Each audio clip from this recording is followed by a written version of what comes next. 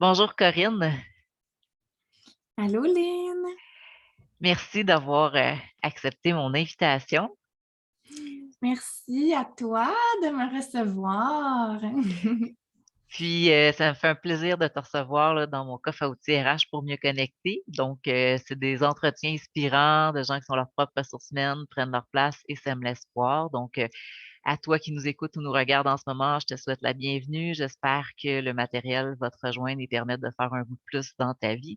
Donc, Corinne, les gens que j'invite, c'est des gens que, comme le titre l'indique, c'est des gens que je trouve inspirants.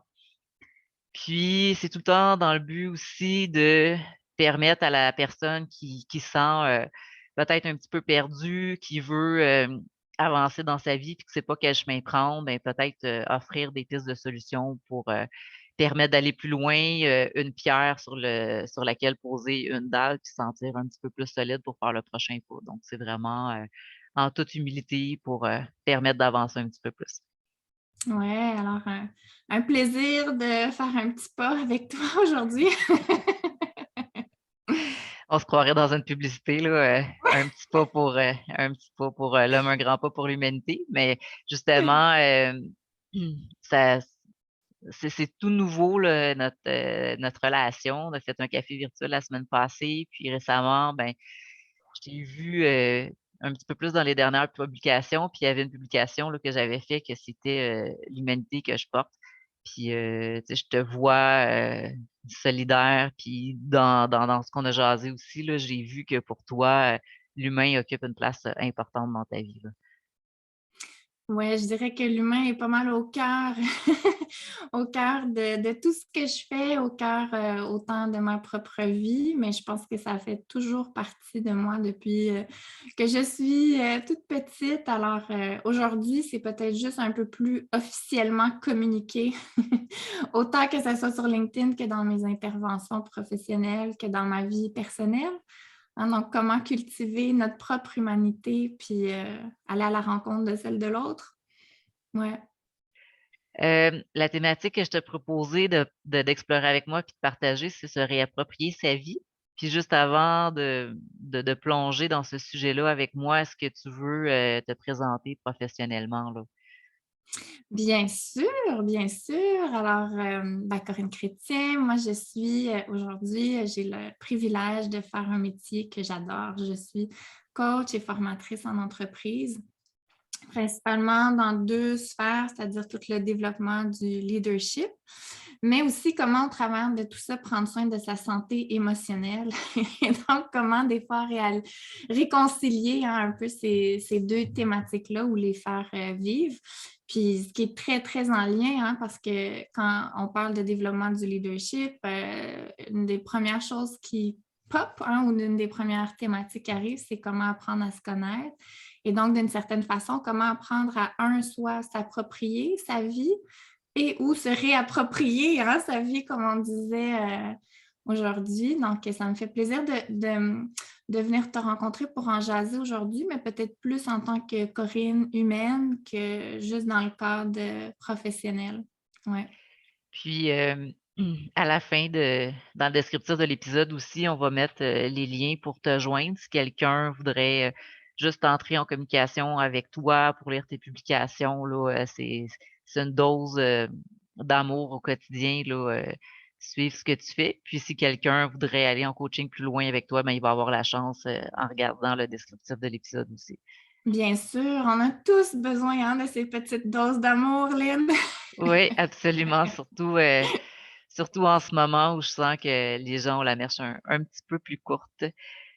Hem, si tu as fait une publication, il y a un certain temps qui disait, que quand tu racontais ta vie, les gens étaient surpris, de tout le bagage que tu as, vu que tu es une personne souriante. Comme si un était pas garant de l'autre, que c'est pas parce que tu as le sourire. C'est comme si quand on voit quelqu'un qui a le sourire, il peut pas avoir comme un lourd bagage, de passé. Mhm. dans les perceptions, hein, puis c'est une des choses qui est très intéressante, surtout avec justement cet univers LinkedIn où on s'est rencontrés à la base, où est-ce qu'on peut facilement hein, se perdre dans les perceptions de l'image qu'une personne va, va projeter, va renvoyer. Puis c'était un peu effectivement dans cette optique-là que j'avais fait cette publication-là, mais à quel point il faut jamais, puis on le dit souvent, de ne pas se fier aux apparences, mais c'est surtout d'aller au-delà hein, des Ouais. apparences, au-delà de nos perceptions, ou du moins de partir de nos perceptions, mais d'aller peut-être questionner pour aller plus loin, parce que c'est pas parce qu'on est souriant que ça a l'air de bien aller, qu'il n'y a pas énormément de travail en arrière et ou des moments de grande solitude, de grande souffrance également. Ouais. Puis des fois, autant je pense que c'est une invitation aussi là, le moment aujourd'hui, pour toi qui écoutes en ce moment, c'est une invitation aussi à valider nos perceptions autant positives que négatives. Si quelqu'un a la mèche courte puis qu'il arrive une situation plus explosive, mais peut-être laisser retomber la poussière puis d'aller plus loin et aussi, juste Corinne, c'est-à-dire que moi, quand je vois des personnes souriantes, souvent, ben, j'avais tendance à m'invalider, puis à me rabaisser, puis à dire: «Ben, moi, je suis pas importante, qu'est-ce que je peux aller apporter à cette personne-là? Elle est souriante, ça a l'air facile pour elle, donc je lui parlerai pas». Mmh. Donc j'ai validé ça aussi dans le côté positif, là, c'est soit des fois, je me montais ou je me rabaissais. Fait que là, aujourd'hui, j'apprends vraiment à essayer d'entrer en communication, là, avec les Par gens. chance, sinon on ne se parlerait pas aujourd'hui. Non, c'est ça, fait que, heu, si j'illustre mon propos, c'est juste pour amener aussi le sujet de se réapproprier sa vie, c'est que, moi, ma thématique, c'est beaucoup prendre sa place, semer l'espoir, être une ressource humaine pour soi. Puis avant de prendre sa place, des fois, il faut la créer. Puis des fois, quand on a sa place, des fois, on peut la perdre. Puis à ce moment-là, ben, comment on se réapproprie sa vie? Comment on fait pour se reprendre en main? Il y a l'adage qui dit, «Tomber, c'est humain, se relever, c'est divin». Puis des fois, ben, ça peut être tentant de rester tombé, rester dans sa bouette ou dans sa boue, puis de pas dire, ben, pourquoi je vais faire une publication de plus? Pourquoi je vais faire un appel de plus? Pourquoi je vais essayer de communiquer avec une personne que je sens fermée? Je suis mieux de passer mon chemin. Des fois, oui, mais d'autres fois, je pense que c'est important, là, de garder la foi en l'humanité. Donc, sur ça, j'aimerais ça, là, que, apprendre à mieux te connaître. Puis là, tu disais qu'il y avait comme 3 étapes pour se réapproprier sa vie de la façon que tu l'avais imaginé ça. Je l'avais bien aimé. Est-ce que tu veux nous parler des 3 étapes? Puis après ça, ben, faire le Ouais. pont avec, ce que tu vécu finalement? Avec grand plaisir. Ben, déjà, quand on dit se réapproprier sa vie, hein, moi, une des premières choses qui me touche là-dedans, c'est la portion vie.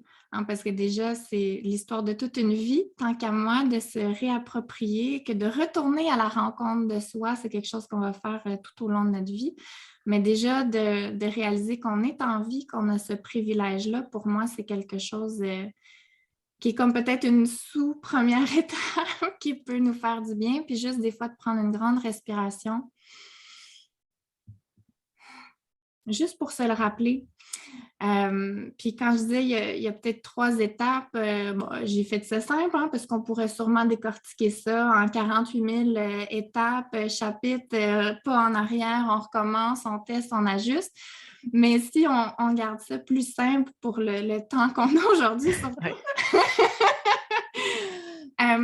tant qu'à moi, la première étape quand on parle de s'approprier ou se réapproprier sa vie, c'est vraiment cette notion de temps d'arrêt. De faire comme un stop puis de venir conscientiser ce qui se passe dans notre vie. Donc, que ça soit faire le bilan de où est-ce qu'on est rendu, c'est quoi nos vulnérabilités en ce moment, qu'est-ce qui est venu autant nous chercher, hein? Peu importe dans quelle sphère de notre vie, hein, que ça soit professionnel, personnel, c'est un peu la même chose. Donc, c'est mon parcours, d'où je viens, qu'est-ce qui est là, qu'est-ce qui m'affecte. Est-ce que je l'aime, ma vie telle qu'elle est ou non? Est-ce que j'aime la façon dont je vis mes conversations avec certaines personnes, que ce soit avec mon boss, que ce soit avec mes employés? Ou est-ce que je sens que je suis toujours frustrée quand je sors de mes conversations, puis que je sens au contraire que comme c'est pas comme ça que j'ai envie que ça se passe. Puis mon Dieu, j'ai l'impression que j'aurais donc dû. Hein, tu sais, ces fameuses phrases-là qu'on a tendance à se dire des fois. Donc, pour moi, cette première étape, c'est vraiment de conscientiser. C'est comme un peu de prendre une photo de ce qui se passe dans notre vie, de notre bagage, de ce qui est là, de ce qui est important pour nous. Puis, des fois, on les aime, ces photos-là, puis des fois, des fois, ça fait mal de la prendre, cette photo-là, parce que c'est pas forcément tout le monde, à chaque moment de sa vie, qui va l'aimer, l'image qui se renvoie ou la perception qu'il a de sa vie ou d'où est-ce qu'il est rendu. Des fois, on a tendance aussi peut-être à être un peu cruel aussi envers soi-même, puis avec le parcours qu'on a eu, puis à penser que c'est comme il y a certaines erreurs de parcours qui sont des erreurs fatidiques ou que ça ira jamais mieux, hein? Mais fait que je dirais la première étape pour moi, c'est vraiment ça, c'est cette espèce de temps d'arrêt-là. Puis je pense, des clés importantes ici, c'est est-ce que ce temps d'arrêt-là se fait forcément seul? Pas forcément, hein, que ça soit, peu importe la façon dont on le fait, hein, que ça soit avec un psychologue, avec un coach, avec un ami de confiance, avec une personne qu'on vient de rencontrer, qu'on le fasse en faisant peut-être du journaling, peu importe, hein, la façon dont on va le faire, mais c'est l'étape qui demande, à mon sens, le plus de courage, cette première étape-là. C'est Ouais. peut-être la celle qui pourrait faire le plus mal aussi, là. De Ouais, dire, ouf.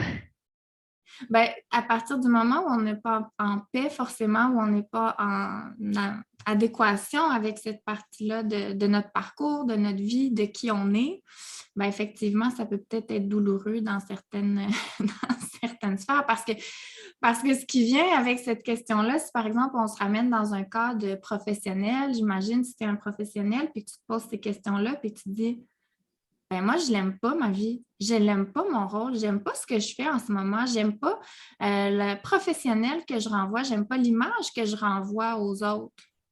J'aime pas ce que je fais au quotidien. Ouch! Parce que ça vient avec une question après, c'est ben, qu'est-ce que tu veux en faire? C'est quoi les prochaines étapes? Puis souvent, c'est de dire ben, j'ai pas forcément envie de me les poser, ces questions-là, ou je sais pas forcément par où commencer. Fait que dans le fond, on va juste résumer les 3 étapes, puis après ça, on va Ouais, continuer à les résumer. Fait qu'il y avait ben oui, il y avait le stop de la ouais, photo sur image. Après ça, tu disais qu'il y avait le ménage, puis après ça, la création osée. Et je vais te laisser ouais. continuer dans la deuxième étape, là, au sujet du ménage.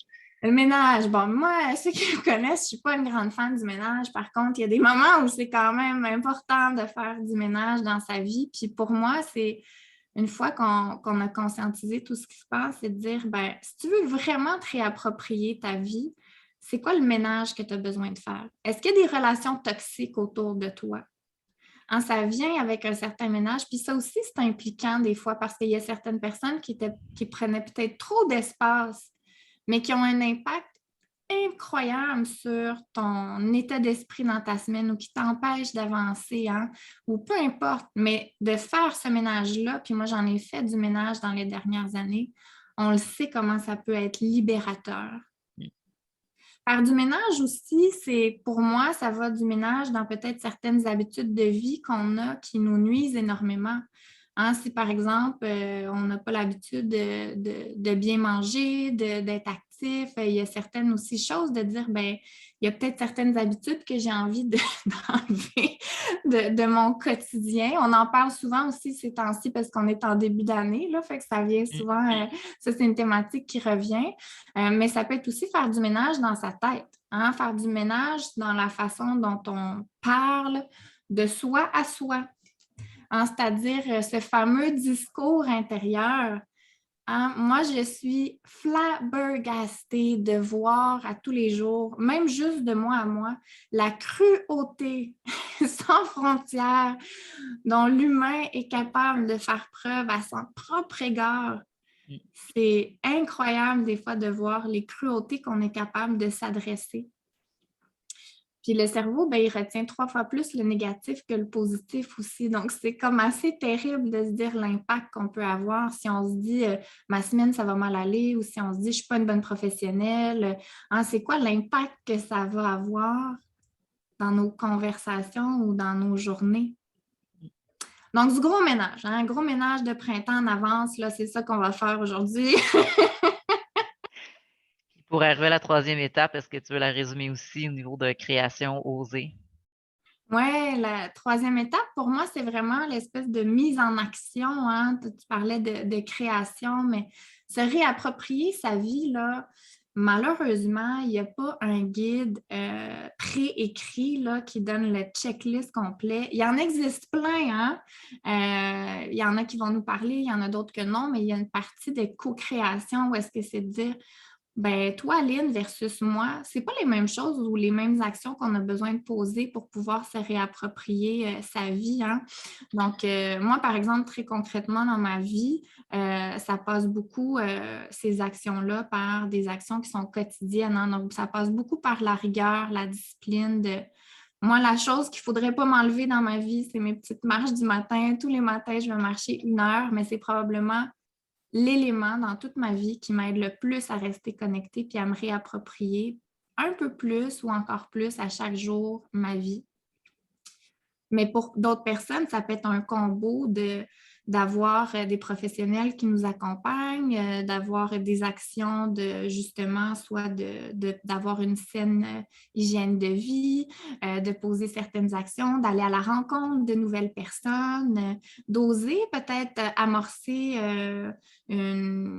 une réorientation de carrière, oser peut-être justement dire je parlais jamais, je prenais jamais la parole dans des réunions, ben, tout d'un coup, je vais commencer à le faire. Hein. Donc, pour chacun, c'est comme pour chacun, ça veut dire des choses complètement différentes. Fait que je te dirais, dans les grandes lignes, hein, là, j'ai fait un effort pour toi, Lynn, là, mais je suis allée vraiment dans les grandes lignes un petit peu de ce que ça veut dire pour moi. Puis surtout, après, ce qui est important, c'est de s'ajuster. Hein?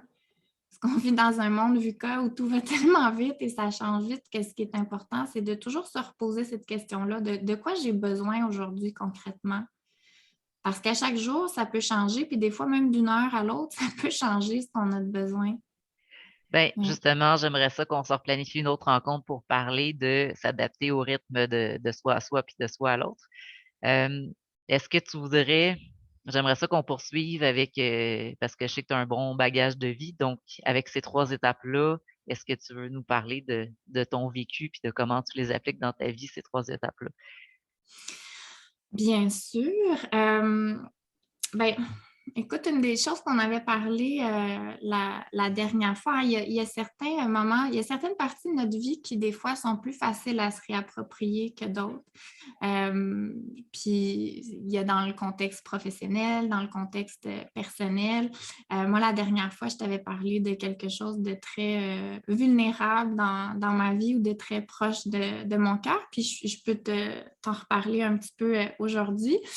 Mais en fait, moi, dans ma vie, tous les gens qui me connaissent très bien sont au courant, mais j'ai un frère qui est décédé. Mon frère Dominique est décédé la veille de mes 5 ans. Il s'est fait frapper par une voiture, puis pas besoin de vous faire un dessin élaboré pour comprendre que ma fête pendant des années, ça avait une symbolique très particulière du fait que comment on bascule de comme la veille, c'est l'anniversaire de décès de mon frère, à tout d'un coup, on bascule dans un esprit un peu plus festif. Alors pour moi, pendant des années, ma fête, ben, je voulais rien savoir de fêter ça, puis je me disais comme... Donc, j'étais beaucoup dans le subir un contexte extérieur de ma vie qui m'a fait énormément souffrir quand j'étais plus jeune. Et mon frère, lui, il est décédé, il avait 16 ans. Et donc, moi, quand je suis arrivée à l'adolescence, aux alentours des 16 ans, ben là, ça a pris comme une proportion démesurée. Puis c'est comme si je me disais, mon Dieu, tu sais, pourquoi moi je suis en vie, puis pourquoi lui, tu sais, il a traversé le coin d'une rue, puis il s'est fait frapper par un chauffeur ivre. Donc, il y avait beaucoup d'incompréhension dans ma tête. Et j'étais vraiment dans cette notion de subir ma vie. Mmh. de subir ça. Et peu importe la cruauté ou peu importe la charge émotionnelle de certaines parties de notre vie, j'ai cette profonde conviction que c'est possible de se réapproprier sa vie. Puis il y a des moments euh, marquants ou des milestones, on pourrait dire, où est-ce que c'est là que ça se passe. Puis moi, ça s'est passé à mes 19 ans. Donc, ça a pris quand même 14 ans là, pour me réapproprier cette partie-là de ma vie. Mais je me souviendrai toujours parce qu'à mes 19 ans, c'est la première fois où ça tombait que la veille de ma fête, ça tombait un vendredi. Mais là, généralement, les gens, ça fête un vendredi après, à la fin de la semaine. Et c'est la première fois de ma vie, après le décès de mon frère, où j'ai choisi de célébrer mon anniversaire la journée, en fait, de son anniversaire de décès. Et donc, ça a été un moment tellement fort pour moi parce que c'est là où je suis allée à la rencontre de ça. Puis je me suis dit, ben, plutôt que d'être en souffrance, c'est comment est-ce que ça peut devenir partie intégrante de qui je suis. Puis au contraire, ça m'a touchée parce que je m'étais dit, ben, c'est la première fois que j'avais l'impression de célébrer la vie ou ma vie finalement avec mon frère. Donc, c'est pas dans le un ou l'autre, mais c'est vraiment plus dans le un et l'autre. Et ça a complètement changé ou amorcé un nouveau chapitre, un nouveau livre dans ma vie. Mais ça a été un moment marquant dans ma vie où est-ce que je peux dire concrètement que je me suis réapproprié une très grande partie de qui j'étais puis de ma vie. Ouais. Donc, Ça me parle beaucoup, ce que tu dis, puis j'aurais le goût d'ajouter, ben, sans rentrer dans mon anonymat personnel, parce qu'il y a des parties qui m'appartiennent plus à moi, mais il y a des bouts que je me dis: «Cette partie-là, ben, c'est comme une blessure qui est tellement profonde qu'elle est là», puis des fois, je fais juste comme la reconnaître puis dire: «Ben, garde, c'est là». Puis là, elle se pointe le bout du nez, ben, je l'accueille, je la reconnais, j'écris un petit peu, parfait. Puis après ça, ben, je continue ma route, puis tu sais, je vais célébrer d'autres parties de moi qui sont plus joyeuses. Fait que ça aussi, des fois, dans se réapproprier sa vie, parce que là, tu parles de se réapproprier des parties de sa vie, mais s'il y a des parties, s'il y a certaines parties que c'est juste comme trop douloureux, ben, ça se peut que ça a juste à être comme ça aussi, là. oui, puis de jamais oublier la systémique, parce que si on se réapproprie une chose dans un petit compartiment de notre vie qu'on est prêt à aller se réapproprier. Si on se ramène, par exemple, dans le monde professionnel, si je suis prêt à me dire à partir de maintenant, je veux prendre la parole plus en rencontre, ben, le fait de se réapproprier ou d'accueillir ce qui est en train de se passer, ben, il y a toujours l'effet, comme l'effet que ça va avoir un impact sur d'autres sphères de notre vie. Parce qu'à partir du moment où on ose, on a le courage de, par exemple, prendre la parole, de nommer des choses qu'on n'aurait pas osé nommer à certaines personnes qu'on n'aurait pas osé nommer avant. On vient aussi dans l'action de se réapproprier encore plus notre vie. Puis c'est ça qui va nous donner le courage, l'estime qui va la construire aussi, la confiance en soi pour dire, ben si j'ai été capable de me réapproprier ça, pourquoi pas un peu plus, puis pourquoi pas encore plus après. C'est l'espèce de théorie des petits pas, Mmh. où est-ce que c'est le cumul de toutes ces actions-là, mais de jamais minimiser les plus petits pas qu'on peut faire qui sont approprié dans notre vie en ce moment.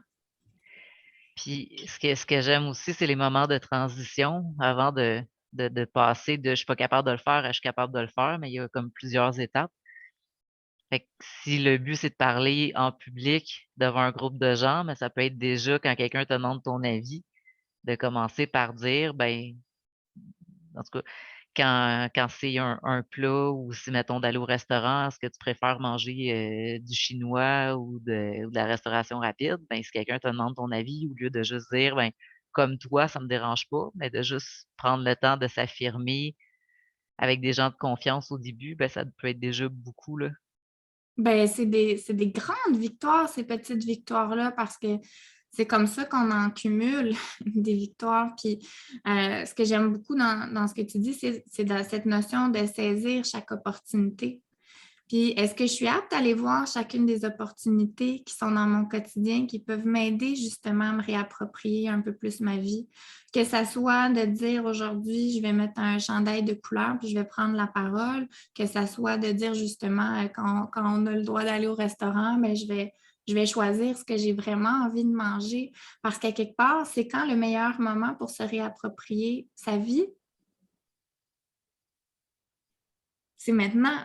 C'est ici, maintenant, parce qu'il n'y a pas aucun autre moment sur l'univers qui nous appartient que celui-ci. De ce que j'entends, c'est comme dans les 3 étapes qui est stop, ménage, puis la mise en action, qui peut être entre parenthèses, création, oser, c'est que c'est pas une ligne définie. Oui, c'est la C'est bonne et la vraiment mauvaise nouvelle, hein? Parce que souvent, aujourd'hui, tu sais, souvent, même avec ma clientèle où les gens aiment ça avoir, tu sais, des cases, c'est rassurant. ouais. C'est rassurant, mais en même temps, dans le processus, ben, c'est tellement plus long hein, que ça, c'est tellement plus complexe. Mais c'est là d'où l'important, je pense, de décortiquer, d'être indulgent envers soi-même, puis surtout de s'entourer des bonnes personnes. Cette notion d'aller demander de l'aide, on en parle de plus en plus, mais de choisir adéquatement à qui on en parle ou de quelle façon. Puis si c'est d'en parler avec soi-même, là, moi, j'ai pas de problème avec ça. Là, je l'ai fait beaucoup là, dans ma vie. Puis je vais continuer de le faire. Mais que ce soit de mettre par écrit, mais que ce soit de parler à quelqu'un, la finalité ou la façon qu'on choisit n'est pas si importante que ça. Puis là, ce qu'on entend beaucoup aussi, c'est que pour les programmes d'aide aux employés, souvent, c'est des rencontres qui sont limitées. Des fois, les gens ont besoin de plus. Euh, là, ça fait 2 ans là, qu'on est en pandémie, fait qu'il peut y avoir des équipes de travail plus fatiguées, des gens de notre entourage plus fatigués. Puis des fois, les listes, ça peut être un 6 mois d'attente, là. Des fois, on entend souvent parler qu'il n'y a pas de place. Ben, il y a comme plein d'outils. Moi, j'aime ça, lire des publications comme la tienne là, qui parlait de qu'est-ce qui se cache derrière mon sourire. Euh, c'est une façon pour moi là, d'aller chercher de l'inspiration. Ce Oui, puis serait j'en avais donné une checklist là, dans cette publication-là où est-ce que tout ce que ça implique pour moi de m'approprier pleinement ma vie tous les jours, ça a été des psychologues, c'est des coachs, c'est de la marche, c'est du plein air, c'est de la méditation beaucoup, c'est des temps d'arrêt, c'est des temps de préparation mentale dans mon agenda. J'ai une gestion d'agenda assez assez incroyable. Enlevez-moi pas mon agenda. Ceux qui me connaissent, ils vont savoir que ça m'aide énormément. La liste est longue, hein? Et c'est de se créer sa propre boîte à outils. Hein? Toi, c'est ce que tu proposes un petit peu dans ta séquence, mais à quelque part, ce que chaque personne fait en venant voir que ce soit tes balados ou en accédant à ta boîte RH, c'est qu'au travers de tout ça, tu crées ta propre boîte à outils. Tiens, ça me parle, je vais le prendre. Ah, tiens, ça, oups, c'est ce que je viens chercher. Puis le reste, ben, poubelle, recyclage, compost, là, c'est pas si vous choisirez. ou c'est dans ou ça peut être juste plus tard, je le regarderai quand j'aurai du temps, ou des fois c'est tu penses à quelqu'un ou un balado, puis là, oups, là, c'est le bon moment, puis je l'écoute. Là. Oui. Parce que à quelque part, là, quand on parle, appelons-le comme on veut, mais se réapproprier sa vie, s'approprier sa vie, la toute première chose, c'est que à garder à l'esprit, c'est que c'est certainement pas moi, Lynn, qui va me réapproprier ta vie ou toi la mienne, ou il y a une seule personne sur l'univers, sur la planète Terre, qui peut le faire, puis c'est nous pour nous. Mm. Donc, c'est le choix, la décision à prendre ou à se poser. Parce que si cette volonté-là de base n'est pas là, il n'y a rien qui va se passer, là. Parce que c'est pas moi, même si je veux gros, gros, gros, je ne pourrais jamais le faire à la place de quelqu'un. Parce qu'à tous les jours, c'est impliquant puis c'est demandant pour la personne qui choisit de se réapproprier sa vie. mais ô combien, et ça je le crois jusqu'au plus profond de mon être, que c'est le plus beau cadeau qu'on peut s'offrir. Ça commence juste par, une petite, une petite semence, ça commence juste par une petite semence de dire: «Ben, j'ai le désir d'aller mieux», puis de rester ouvert à qu'est-ce qui pourrait m'aider à aller mieux. Fait que déjà ça, c'est comme un point de départ, là. Oui, hein, puis on parlait des petits pas tout à l'heure, mais c'est vraiment de dire si on ramène ça comme concrètement suite, tu sais, s'il y en a qui se rendent jusqu'ici dans l'écoute, mais c'est de dire concrètement aujourd'hui, ça voudrait dire quoi? Une petite chose pour se réapproprier un peu plus sa vie. Ce serait quoi une petite action concrète? Est-ce que c'est prendre le temps de prendre quelques respirations? Est-ce que c'est prendre le temps d'appeler une personne que ça fait longtemps qu'on n'a pas parlé pour lui partager quelque chose? Est-ce que c'est de prendre le temps pour écrire dans son journal? Est-ce que c'est de prendre une pause pour dîner? Hein, peu importe ce que ça sera. Puis des fois aussi, dans sur la vie, il y a des jours, plus faciles, des jours, moins faciles, là. Il y a, Stromae, v'là quelques jours, qui a sorti, «L'Enfer», puis que j'ai puis que c'est quelque chose qu'il a vécu, là, pendant 7 ans, là, des pensées noires. Donc, c'est ça, derrière le sourire de quelqu'un, on ne sait jamais qu'est-ce qui peut se cacher, puis tout son ce bagage-là. Donc, quand il y a des jours plus sombres, des fois juste de si ça va pas, mais c'est qu'est-ce qui est tu sais, si jamais, admettons, moi, si jamais je file pas, puis je me dis: «Ben, là, faudrait que je mange, c'est le temps de manger», ben, si j'ai pas le goût de manger un gros repas au complet, mais c'est comme: «Est-ce que je peux me préparer une pomme? Est-ce que je peux juste comme manger un fruit? Je vais attendre un petit peu, puis plus tard, je vais manger un petit peu plus», parce que quand on file pas, des fois, l'appétit est coupé. Mhm. Fait qu'au lieu de dire: «Faut que je mange le repas au complet», encore là, c'est par étapes, là. Fait que c'est de pas se mettre de pression inutile, là. C'était ça le point que je voulais, apporter, là, de dire, si pour moi le premier pas, ben, je sens que c'est manger 2 fruits, mais que là, l'appétit est pas là, puis j'ai juste le goût de manger un fruit au lieu de 2, ben ou encore là, si c'est juste la moitié de ma pomme, ben, je mangerai ma moitié, je me changerai d'idée, puis je reviendrai après, là. Oui, et c'est OK. Je pense que moi, s'il y avait une chose, c'est que si je pouvais envoyer un message dans le temps à la Corinne qui amorçait peut-être ce début de se réapproprier sa vie, s'il y a une chose que je pourrais lui envoyer comme message, c'est que tout ce qu'on vit, toutes les émotions qu'on vit comme humain, ben, c'est légitime. Mmh. Ce droit d'exister puis d'exister avec tout ce qui vient avec, c'est légitime. On n'est pas des robots non plus. On, puis j'ai l'impression que je l'entends, je le sens de la façon que tu dis ça, là. J'ai vraiment l'impression quand tu dis: «Si je pouvais», mais j'ai vraiment l'impression que tu parles à cette Corinne-là qui était, Ah oui, dans j'ai ce dit là. Je l'ai dit plus qu'une fois pour être sûre que ça se perd pas en cours de route. Ouais. donc à toi qui nous écoutes en ce moment, si, ça va bien, ben, je pense que je peux dire, Corinne puis moi, on te reçoit. Puis, si ça va pas bien, ben, on est empathique avec ta situation, puis ce que tu vis est légitime. Puis, on souhaite que tu te réappropries ta vie. S'il y a des projets que tu as dans le cœur, que tu sais pas comment, puis que ça fait toc toc, mais, peut-être juste leur laisser la place, puis que rester ouvert pour qu'ils puissent émerger. Ouais, puis si tu me permets, j'ajouterais un petit quelque chose Ben parce que oui, tu vas-y. dis si jamais ça va pas, tu sais, c'est de se rendre compte, c'est légitime. C'est légitime et c'est temporaire. Oui. Ouais. Même si parfois ça peut paraître, peut-être intense sur le coup, heu, mais oui, Ouais. La plus grande certitude qu'il y a pas ici, c'est l'impermanence de tout. Donc, ça aussi, ouais, ça aussi, ça fait du bien de l'entendre des fois. Le temps fait bien les choses. Mmh. Corinne, je te remercie beaucoup, beaucoup pour, ce temps en ta compagnie. Puis, Écoute, j'espère qu'on va avoir l'occasion là, de repartager un autre moment là, pour s'adapter au rythme de l'autre, là, comme une autre thématique qu'on avait Ouais, discuté. ben même se réapproprier sa vie en quelques minutes, il me semble qu'on aurait pu en parler encore très lentement. Donc, mais oui, au plaisir. Merci beaucoup à toi, Lynn, de m'avoir lancé cette invitation spontanée.